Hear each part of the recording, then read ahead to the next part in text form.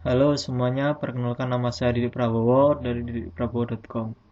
Pada kesempatan kali ini saya ingin membahas mengenai framework Laravel.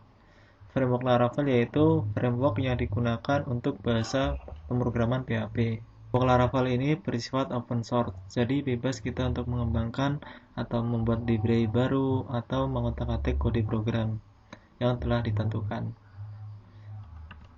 Konsep Laravel sendiri dibagi menjadi tiga. Yang pertama yaitu model. Model itu berfungsi untuk query-query ke database, misalnya query select atau insert, seperti itu, tergantung kebutuhan kita. Sedangkan untuk view sendiri berfungsi untuk menampilkan halaman. Nah, halaman apa sih yang akan diakses oleh pengguna? Misalnya nih, halaman login. Nah, semua itu ditampilin atau yang menampilkan itu dari view. Dan yang terakhir controller. Controller itu jembatan antara model dan view. Nah, model sendiri tadi berfungsi untuk query ke database, view untuk menampilkan data di halaman. Nah, si controller tadi untuk memanggil model kemudian ditampilkan di view. Seperti itu. Dan bukan hanya itu si controller fungsinya, controller juga bisa memanggil library maupun memanggil package-package lainnya. Nah, selanjutnya ada flow Laravel. Seperti pada gambar tersebut, flow Laravelnya pertama yang diakses oleh pengguna di sisi klien yaitu route. Route itu adalah URL. Misalnya, saya punya URL di prabowo.com. Nah, setelah itu pasti ada slash nama routingnya. Misalnya, slash news. Seperti itu dari routing. Nah, routing nanti arahnya ke controller. Si routing ini memanggil controller yang sudah ditentukan. Nah, selanjutnya di controller tersebut bebas sih mau diapain. Misalnya kita mau memanggil model. Nah, tadi telah aku jelaskan bahwa model itu berfungsi untuk melakukan query ke database. Semisal di controller kita ingin memanggil suatu data yang ada di database. Berarti kita harus panggil modelnya terlebih dahulu, kemudian modelnya memberikan callback ke controller. Nah, controller tersebut lalu mengirim kepada view apa sih yang dipinta, seperti itu.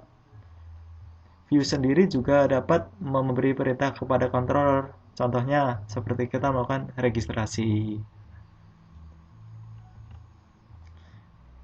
Keunggulan Laravel. Nah, yang pertama Composer. Apa sih Composer? Composer merupakan dependency manager.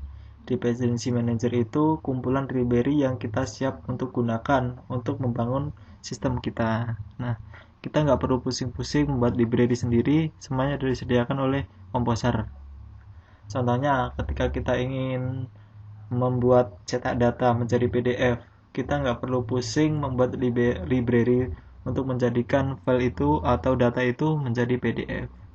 Kita cukup menginstal package atau library di project kita, nanti kita panggil dan kita meminta apa yang kita inginkan. Selanjutnya CLI. Di Laravel sendiri menggunakan artisan. Jadi ketika kita menggunakan perintah-perintah, misalnya membuat controller, membuat model, dan membuat migration, dan masih banyak lagi, nggak perlu kita membuat file sendiri, namun Laravel sendiri udah support dengan artisan. Jadi misalnya kita membuat controller, kita tinggal ketikkan perintah-perintahnya aja, seperti itu. Selanjutnya kode yang bersih. Pembagian-pembagian di Laravel cukup baik, struktur kontrolnya cukup baik, folder-foldernya cukup baik, semua dipisah per komponen atau per fungsi. Jadi kode itu nggak mungkin berantakan, sehingga enak untuk kerja antar tim. Selanjutnya Laravel Server. Biasanya kita membuat atau mendeploy di lokal kita menggunakan web server seperti SMTP. Nah, Laravel sendiri kita nggak perlu pakai itu, siap untuk digunakan. Selanjutnya, komunitas yang banyak. Teman-teman ketika menemui permasalahan, ketika membangun project Laravel, dapat ditanyakan di forum-forum Laravel. Forumnya yang resmi Laravel namanya Larakes. Silakan teman-teman kunjungi halaman Larakes. Kemudian homestead. Apa sih homestead? Nah, homestead itu seperti box. Emang box, bukan seperti sih, box. Jadi di dalam box tersebut isinya yang ada seperti di komputer kita ketika kita menjalankan Laravel, Apache, MySQL, dan lain-lain. Jadi untuk kerjasama antar tim, jadi nggak mungkin ada permasalahan gini misalnya. Aku jalankan di komputer A bisa, sedangkan di B nggak bisa. Nah, kayak gitu. Makanya menggunakan Homestead ini solusinya. Selanjutnya powerful. Laravel sendiri sangat powerful. Apapun di situ ada. Mau ngapain, kita butuh disediakan oleh Laravel. Dan dokumentasi yang lengkap. Dokumentasi Laravel sendiri di situs resminya laravel.com sangat lengkap sekali. Kita belajar di sana cukup enak. Sudah terstruktur juga. Kita mau buat apa, semua ada disediakan. Nah, yang paling terakhir nih yang aku suka, Laravel Mix. Nah, Laravel sendiri udah mendukung Laravel Mix. Laravel Mix ini maksudnya kita dapat menggabungkan antara Laravel dengan Node.js. Nah, Node.js-nya full. Nah, Axios juga ada.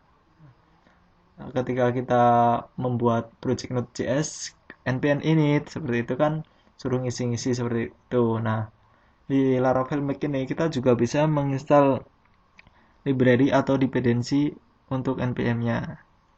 Misalnya saya ingin menginstal Express.js, bisa npm install Express.js seperti itu. Namun dari bawaannya udah disediakan yaitu Vue, Axios, dan lainnya. Seperti itu. Selanjutnya fitur Laravel. Yang pertama reverse routing. Apa ini? Jadi link-linknya yang disediakan oleh root itu sangat enak dipahami, jadi lebih rapi ketika kita ingin memanggil controller atau langsung manggil view, lebih enak. Kedua, database migration. Biasanya dalam membuat database kita harus masuk ke database adminnya, misalnya php-admin. Nah, kita membuat tabel seperti itu. Sedangkan di Laravel sendiri, kita membuat tabel itu bisa menggunakan langsung di kode kita. Karena kan tidak perlu kita membuat di adminnya atau PHP admin, misalnya MySQL. Yang ketiga, build template. Laravel sendiri menggunakan template yang namanya Blade. Nah, Blade sendiri digunakan untuk kebutuhan-kebutuhan yang dinamis. Misalnya, saya mempunyai halaman navigasi dan konten. Di halaman navigasi itu akan tetap, sedangkan di konten berubah-ubah. Nah, Blade template ini solusinya. Selanjutnya seeder. Apa sih ini seeder? Seeder merupakan data dummy. Nah, ketika kita membangun project yang besar, tentunya kita harus menginputkan contoh-contoh datanya. Menggunakan seeder ini, kita hanya mengisi field-field atau kita bisa menggunakan perulangan. Nah, kemudian di seed ke database akan masuk data-data dummy. Aja middleware. Middleware itu keamanannya Laravel. Misalnya di halaman ini kita boleh akses untuk umum, di halaman ini hanya admin. Seperti itu. Selanjutnya Eloquent ORM. Eloquent ORM itu perintah-perintah yang digunakan untuk melakukan query ke dalam database. Ada pagination. Pagination tidak asing lagi pasti yang ketika ada pembagian jumlah data yang ditampilkan. Kemudian ada REST API. Laravel sendiri sudah bisa membuat Laravel REST API. Routingnya sendiri udah dibikinin nih. Routingnya untuk API sendiri udah dibikin filenya. Namun saya lebih merekomendasikan menggunakan Lumen. Lumen sendiri micro frameworknya Laravel. Jadi tetap produknya Laravel. Yang terakhir broadcasting. Broadcasting ini kayak seperti ini, event broadcasting.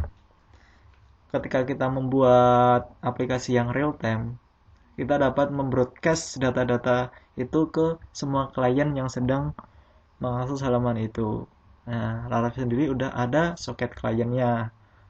Broadcasting sendiri udah mendukung menggunakan pusher dan redis. Itu. Nanti kita bisa implementasikan.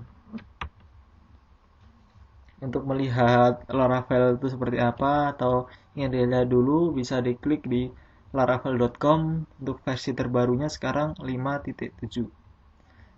Setiap saat Laravel ini mengalami perkembangan yang sangat pesat, ada perbaikan dan lainnya atau penambahan fitur seperti itu. Laravel ini cukup banyak digunakan oleh developer di Indonesia karena Laravel ini sangat luar biasa bagi saya. Nah, untuk membangun suatu sistem, ini pilihan saya yang cocok untuk framework Laravel. Untuk pengenalan Laravel cukup sekian. Sampai ketemu di tutorial selanjutnya. Terima kasih.